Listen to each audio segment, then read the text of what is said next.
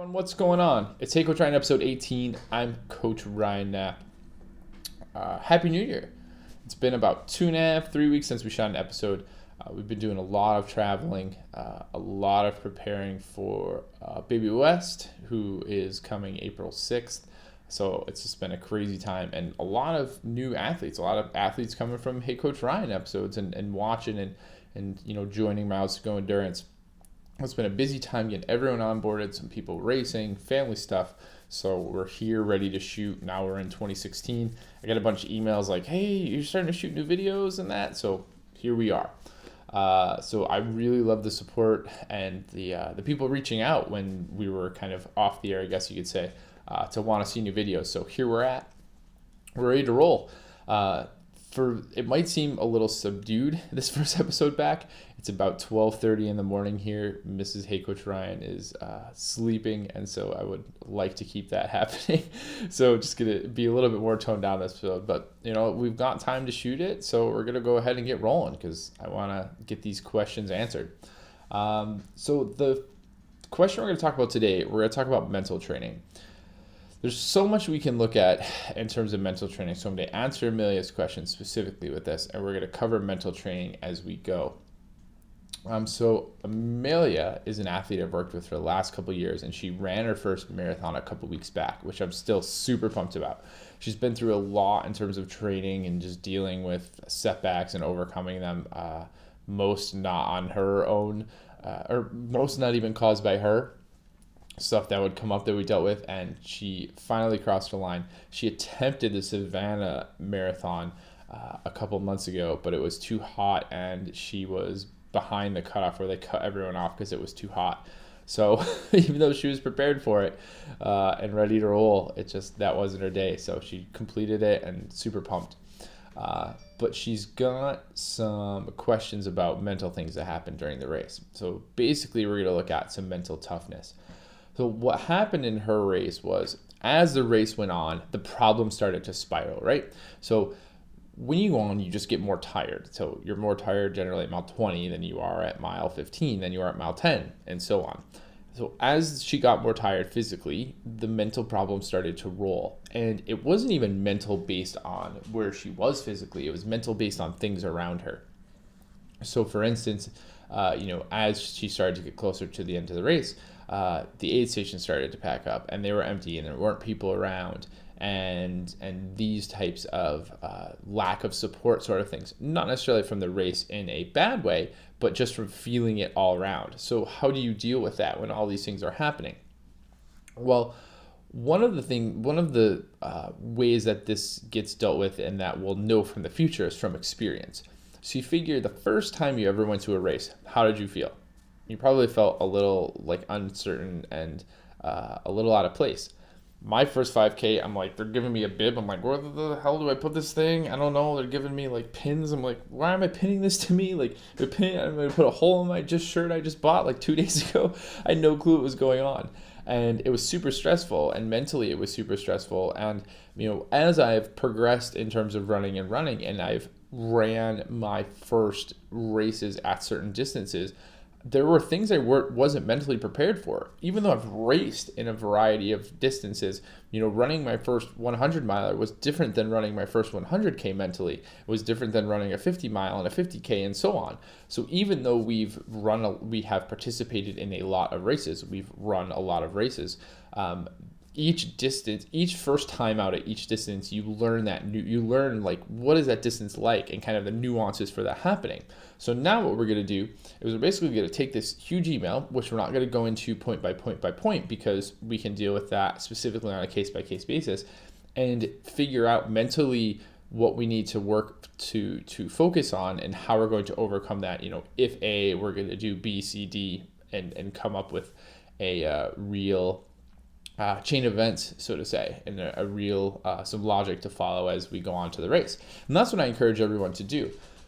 If you hit a mental point in a race that's really tough, after that race, like, look at it and say, okay, what happened? So in this case, she was specifically looking at like her pace going down. Like, how do you hold your pace when all these things mentally are happening?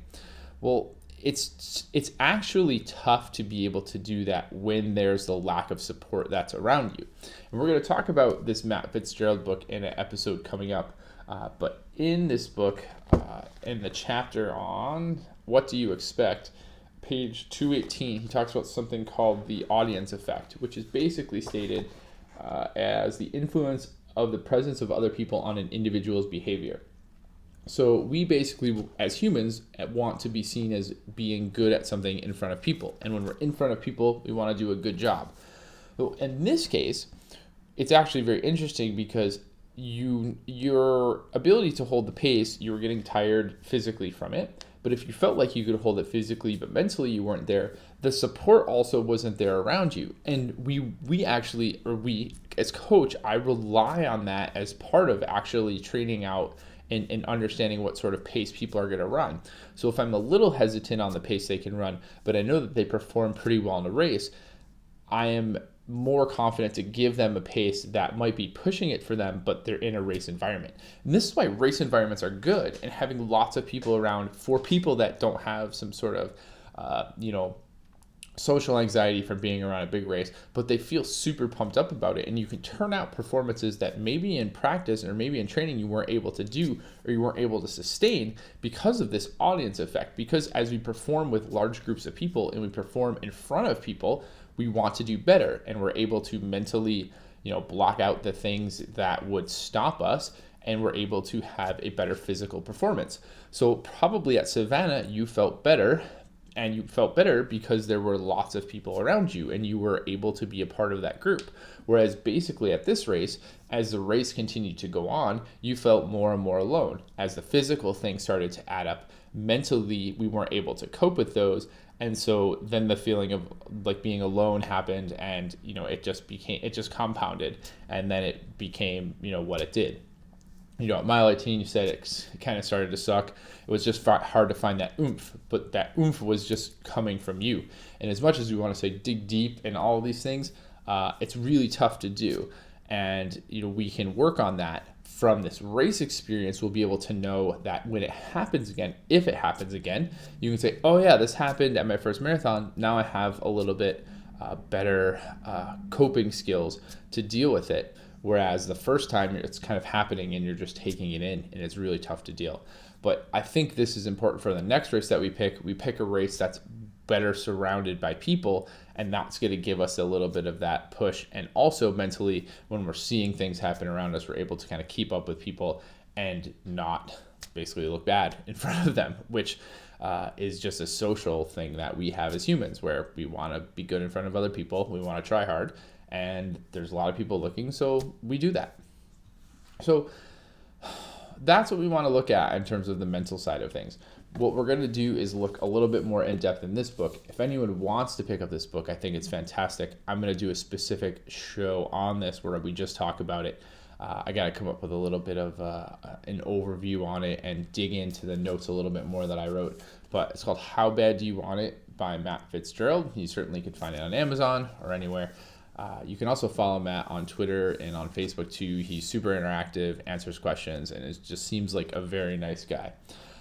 So great question, Amelia. Again, I'm super pumped that you finished your first marathon. I'm really, really proud of you. I don't think I can say it enough. And we'll work on some of this mental stuff in training and be even more ready for Savannah next year. So we're back, episode 18 in the books. Make sure if you guys have any questions, comments about mental training, comments about anything in this episode, post them down in the comments. You also can use the hashtag #HeyCoachRyan, ask questions and reach out, and I'd love to go ahead and answer your questions on an episode coming up. So we've got a bunch of questions that are in the hopper that we'll get to, but I'd love to get some new ones going as well, so we can always have some questions and some episodes rolling. Thanks so much for tuning in, being back. I appreciate it. We'll be back this week with a couple new episodes. So as always, thanks so much and have a great day.